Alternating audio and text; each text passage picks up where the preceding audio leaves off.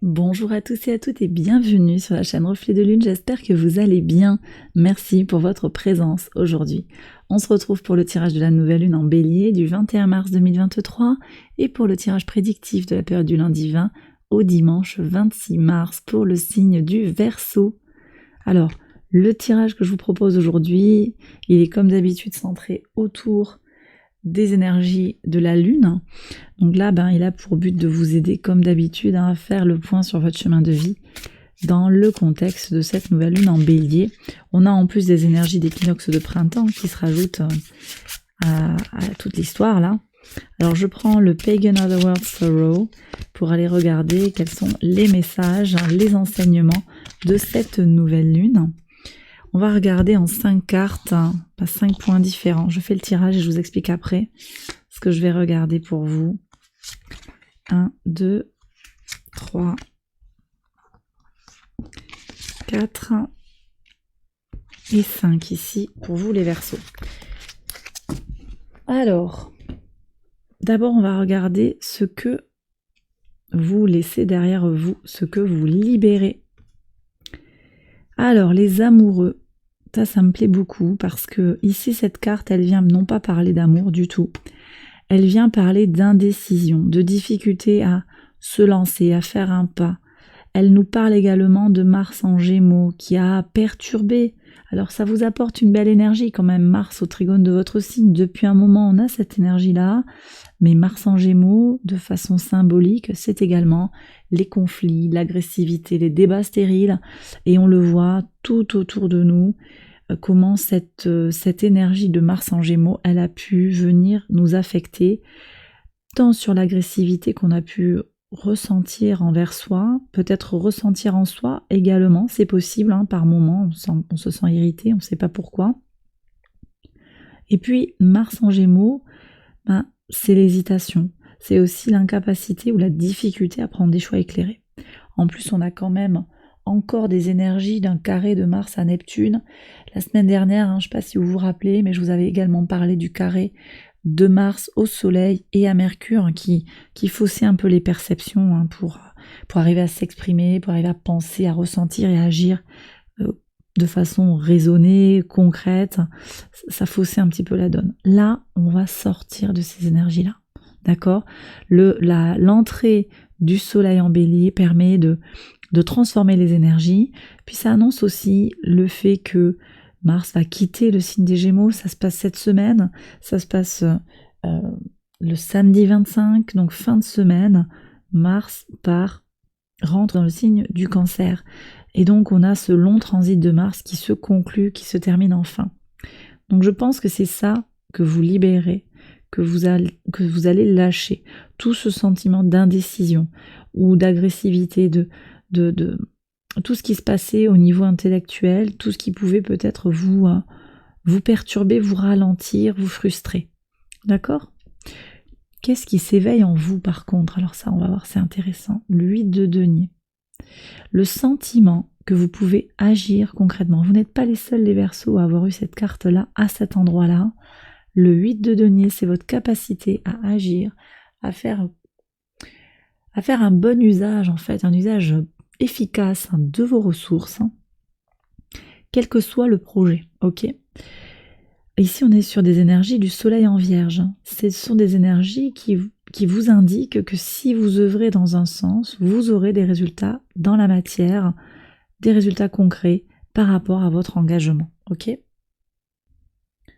Donc, prise de conscience, le sentiment effectivement d'avoir une prise dans sa vie et que des résultats concrets sont en train d'arriver par rapport à vos projets, par rapport à ce que vous souhaitez dans votre vie, par rapport à vous-même, par rapport à un parent, par rapport à une autre personne, par rapport à votre travail, sur le plan relationnel, sentimental, émotionnel plus globalement. Ok.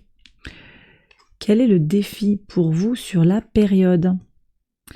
La reine d'épée. Alors la reine d'épée, elle nous parle ici de votre capacité à vous affirmer.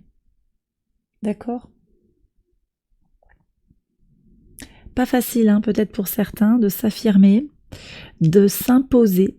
Et alors, d'imposer sa vision des choses, hein, sans agressivité, mais avec une certaine fermeté, le fait de poser quand même ses limites. Donc on sort d'une question de surchauffe mentale, hein, mais il y a encore peut-être l'idée de pouvoir poser ses limites, de savoir dire non quand c'est plus possible, de prendre du temps pour soi. Et c'est vraiment en lien avec les énergies de cette nouvelle lune, c'est vraiment important d'aller faire ça. Cette nouvelle lune, elle vous invite aussi à vous focaliser sur vos besoins personnels, hein. Ça se passe en maison 1, hein. Donc c'est par analogie, c'est la maison qui nous parle de votre vitalité, c'est vous quoi, votre état d'esprit pour attaquer cette année zodiacale qui commence avec le transit du soleil en bélier, juste la veille de la nouvelle lune. D'accord ? Quels sont vos atouts sur la période ? Ok, le 10 de coupe, hein, vous avez une capacité à générer de l'harmonie autour de vous, à fédérer et à positiver, hein, à positiver les choses, à voir la vie du bon côté. Donc ne lâchez pas cette positivité, cette envie de faire communauté, de relier les gens entre eux, de trouver l'harmonie. Ça c'est très fort parce que ça vous renvoie aussi du positif. Et quel est le secret ? Le tarot va vous délivrer un secret. Le valet de bâton. Alors ici, on nous indique que vous avez peut-être besoin de prendre soin de votre vitalité. On avait le mental, on a ici beaucoup de mental en fait, hein, et de l'autorité aussi, poser son cadre, hein, moins cogiter, moins réfléchir, et voir comment peut-être en étant davantage dans votre incarnation, dans vos ressentis physiques plus que dans le mental, ça pourrait être une piste en fait à explorer pour retrouver un point d'appui, une énergie, une impulsion qui peut vous manquer parfois, en particulier en ce moment. Transition, changement de saison, ça peut aussi fatiguer. Donc voilà, prenez soin de votre vitalité, c'est ce que nous dit le tarot également, et concentrez-vous sur voilà, votre vitalité, votre envie de faire les choses, d'accord ? Alors j'ai terminé cette toute première partie du tirage. Je vais maintenant passer au tirage des messages de la Terre et des luminaires pour un message personnalisé pour votre soleil, pour votre ascendant et pour votre lune. Donc je vais accélérer la vidéo et je vous retrouve après.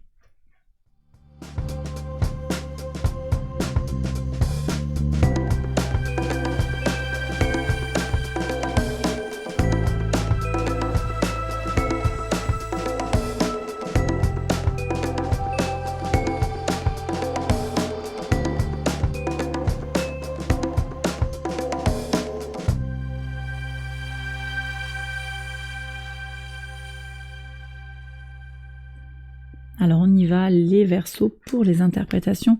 Pour les personnes qui ont le soleil en Verseau, quel est le message ?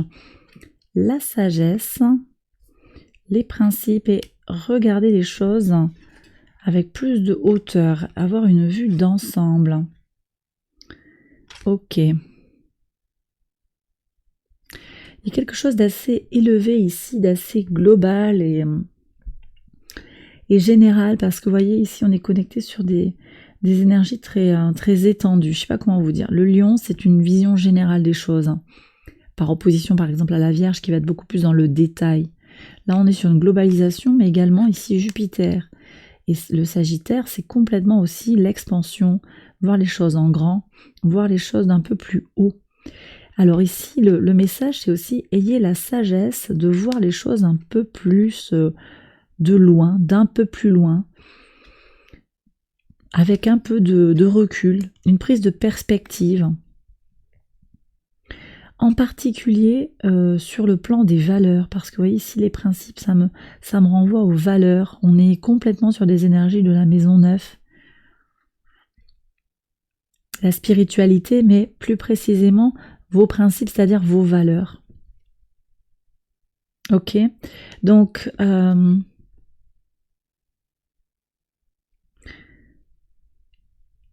ici, il me semble que ça vient vous parler également d'élévation spirituelle. Il y a une invitation ici à explorer tout un champ en lien avec votre spiritualité, votre élévation pour aller vers votre temple intérieur, possiblement, un accroissement de votre force intérieure et une meilleure connaissance de vous-même. Ok. Alors, pour les ascendants en Verseau, amour, respirer, séduction, waouh, on est à fond sur des énergies vénusiennes ici. Waouh, alors, bon, ça vient nous parler ici de relationnel. Relationnel avec un être aimé, la famille, un mari, un amant, vous le mettez au masculin, au féminin, comme ça vous parle. Il y a une notion d'amour profond, d'être dans le plaisir, dans le fait de plaire à l'autre, mais apparemment il y a peut-être une difficulté ici. Il y a peut-être quelque chose qui n'est pas forcément comme vous l'auriez souhaité, quelque chose qui est en transformation, d'accord ? On est peut-être à une étape de sa vie où il y a besoin de plaire, entre guillemets, à l'autre, de trouver l'équilibre, de trouver l'harmonie. Alors j'en ai parlé tout à l'heure en introduction, il y a une question de comment je me positionne, moi, maison 1, le moi naissant, comment je me tourne vers l'autre, comment je me retrouve en harmonie avec les autres, maison 7, donc l'axe bélier-balance. Il y a vraiment cette question-là, et pour vous, on dirait qu'il y a quand même besoin d'aller chercher quelque chose dans une harmonie ou dans une tension qu'il y a vis-à-vis de l'autre, dans une relation professionnelle, dans une relation, moi je pense familiale, c'est familial ou sentimental, principalement. Peut-être que vous avez besoin de mettre de l'eau dans votre vin, ici. Mettre de l'eau dans son vin. Alors, j'entends mettre de l'eau dans ce vin, on me dit, mais c'est qu'il y a besoin peut-être de laisser filer, ça n'empêchera pas que vous pensez ce que vous pensez par rapport à la relation, mais il y a peut-être besoin de faire preuve de bienveillance et de flexibilité vis-à-vis de l'autre, de rester zen, parce que l'autre en face ne peut pas faire mieux. Vous voyez, on revient sur ces énergies de Gémeaux, Mars en Gémeaux. Ici, cette indécision dans la relation, qu'elle soit sentimentale ou simplement plus globale avec l'entourage proche, ça peut être aussi avec un frère, une sœur. Il y a quelque chose que vous libérez, mais parce que vous allez prendre de la hauteur. Vous savez que les messages peuvent se croiser aussi. Vous prenez de la distance, vous ne vous arc-boutez pas sur une difficulté relationnelle. D'accord ? C'est transitoire, on me dit. Alors, la lune maintenant. Pour les gens qui ont la lune en Verseau, un accord. Donc, vous voyez, on est complètement dans le relationnel à l'autre. Un accord, révéler ce qui a besoin d'être vu, ingéniosité, la créativité. Ok, l'imagination. Ok. Vous voyez, on est quand même sur... on est complètement sur ces énergies-là. Je reprends ce que je vous ai dit. Je vous ai dit, ce que vous libérez, c'est la prise de tête, mais vous avez quand même besoin d'aller vers plus de fermeté, de cadrage. C'est complètement ça, c'est-à-dire que c'est ni je cède complètement dans ce que veut l'autre, ni je me bloque, je verrouille, je me protège à fond. C'est ni l'un ni l'autre. Et j'ai l'impression, alors bien sûr, vous prenez si ça vous parle, mais j'ai l'impression que les 3 messages, en particulier quand même les 2 derniers, nous parlent énormément du relationnel à l'autre. Alors je m'explique ici, vous avez besoin de trouver un accord par rapport à la relation, il y a un équilibre à trouver, une notion d'harmonie, encore la balance, encore Vénus. Ça ne veut pas dire que vous faites comme si s'était rien passé, que vous ne mettez pas les points sur les i. Il y a peut-être une trahison là, on est peut-être allé voir ailleurs. Il y a peut-être besoin de mettre des mots sur les choses, de dénoncer entre guillemets ce qui s'est passé. Vous voyez, la fermeté, le cadrage. Tu as fait ça, on va pas en discuter 3 heures, mais moi sache que je suis pas ok avec ça et que désormais ce sera comme ça, comme ça. Et ça c'est en rapport avec vos valeurs. Okay, et ça c'est à vous de voir selon vos valeurs, vos principes. L'ingéniosité c'est aussi de vous montrer plus malin finalement, de peut-être pas y aller complètement en frontal dans ces discussions-là, mais de trouver la solution créative qui va permettre à l'autre d'ouvrir cet espace de dialogue. Parce que si vous y allez en frontal, manifestement, avec Mars qui est encore en Gémeaux, ça va être compliqué, on va camper sur ses positions, dialogue impossible, et donc ça n'avancera pas. Donc vous avez peut-être besoin ou de temporiser, ou de trouver le mode d'emploi, la clé pour pouvoir dire à l'autre, malgré tout, des choses sans forcément attendre que tout change, que tout soit réglé, parce que effectivement vous abandonnez l'idée de pouvoir transformer l'autre, et à juste titre. Ok ? Bon, j'espère que le message est clair, les Verseaux, et puis il me semble assez spécifique, donc peut-être il parlera pas à tout le monde. Mais il est là, et puis il est double, hein, il est répété. Il y a quelque chose, dites-moi-le dans les commentaires si ça vous parle, mais il y a quelque chose qui se joue dans le relationnel ici, hein, pour vous. Bon, eh bien écoutez, j'ai terminé cette partie intermédiaire. Je passe maintenant à la partie prédictive pour la période du 20 au 26 mars au quotidien. Comme d'habitude, hein, j'accélère la vidéo, je fais le tirage et je vous retrouve après.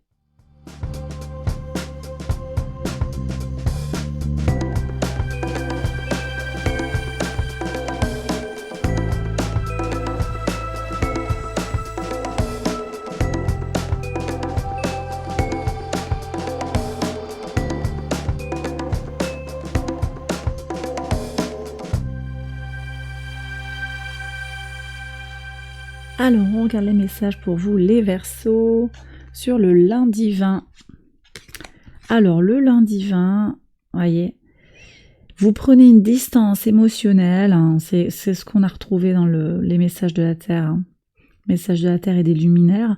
Vous prenez une certaine distance sur le plan émotionnel. Ça ne veut pas dire que votre cœur devient dur comme de la pierre, mais vous relativisez en fait certaines situations et votre réaction sur le plan émotionnel. Alors sur le jour de la nouvelle lune, il y a une énergie quand même de réunion où il y a des serpents qui sont de sortie là. Il pourrait y avoir des paroles un petit peu désagréables. Ok, on va voir. Mais vous voyez, cette prise de distance émotionnelle, elle est très favorable en fait pour laisser filer, ne plus vous prendre la tête, hein. On a encore cette notion de voyage par rapport aux soucis. Ok. Vous vous distanciez, hein, des petits tracas de la vie. Et ça, c'est très positif. Très positif. Alors, qu'est-ce qui se dit sur le jeudi 23 ? Oh, le retour de l'évolution. Ça, j'aime beaucoup. Alors, sur ce jeudi-là, vous avez Pluton qui entre dans votre signe. Et là, c'est intéressant d'avoir ce message de l'oracle parce que ça vient nous dire que Pluton va secouer le cocotier, ça va faire bouger les choses en fait. Retour de l'évolution, retour de l'avancée. Vous voyez ? Donc si vous vous sentiez bloqué, les choses elles vont avancer. Alors ça peut passer entre guillemets au prix du fait d'aller puiser en soi, d'aller chercher des choses, hein. On a des éléments intéressants avec Pluton, parce que Pluton va apporter une notion d'harmonie possible, hein, en particulier avec un sextile à la nouvelle lune, hein, qui se passe là le mardi, mais dont on peut ressentir les effets encore quelques jours plus tard, même si la lune a continué sa route. Alors, sur le vendredi 24, hein, quel est le message ? Un accord qui vous fait avancer. Il y a un accord à trouver, vous voyez. Alors on avait beaucoup de messages sur l'oracle qui étaient en lien avec l'autre, hein, l'harmonie, tout ce qui est lié au signe de la balance et donc à la maison 7, la façon que vous avez de vous engager à l'autre, hein, sur le plan sentimental, sur le plan relationnel, professionnel. On voit qu'il y a des avancées. C'est la façon de vous engager à l'autre qui va être aussi vecteur de réussite, vecteur d'avancée, ou bien c'est un accord qui concrétise des avancées. Ça peut être une signature de pacte, ça peut être une signature de contrat, le fait de monter une entreprise ensemble, un accord tacite, quelque chose qui est... Voilà, on s'entend sur quelque chose. Ok, toi tu vas faire ça, moi je vais faire ça. Ça peut être aussi simple aussi que préparer une fête et dire moi je ferai le salé, toi tu fais le sucré. Ça peut être ça. Ça donne un sentiment d'avancer, de collaborer et de grandir, de se renforcer. Ça vous donne du sens, ça apporte du sens à la relation et à ce que vous vivez actuellement. Sur le samedi 25, le compromis qui est fort parce qu'il est vecteur de... Voyez, on a de nouveau cette poignée de main, c'est vecteur de réussite. Vous avez une semaine qui est très axée sur les autres, hein, j'ai l'impression. Alors après, vous savez, hein, les Verseaux, il y a toujours des messages pour le collectif à travers votre signe. On est aussi sur des énergies de négociation sur le plan social. Je ne sais pas ce qui va se passer, j'ai pas demandé sur le plan sociétale, là, dans la rue, on voit que ça bouge, c'est possible qu'il y ait des négociations, des tractations pour obtenir des choses avec des gens. Ça peut être quelque chose de beaucoup plus collectif. Voilà. Ça vous concernera pas sur le plan individuel, mais on voit que le dialogue social, entre guillemets, va prendre une place peut-être assez importante sur la semaine. Voilà, je ferme la parenthèse. En tout cas, vous, à titre individuel, on voit que votre façon de vous engager vis-à-vis des autres est vecteur de réussite et de satisfaction. Donc ça, c'est très positif. Bah oui, très très bien. Et on finit la semaine avec des énergies de protection sur l'abondance, en particulier sur l'argent.